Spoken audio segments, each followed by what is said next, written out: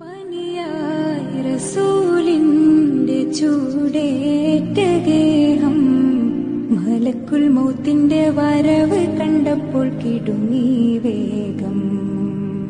പതിയെ ഇടിക്കൻ റസൂലെന്ന നാദം മനസ്സിൽ പറഞ്ഞ് മലരമുത്തിനെ നോക്കിയ നേരം ഉലയാത്ത ഉമറും ഉടയുന്ന കണ്ടു.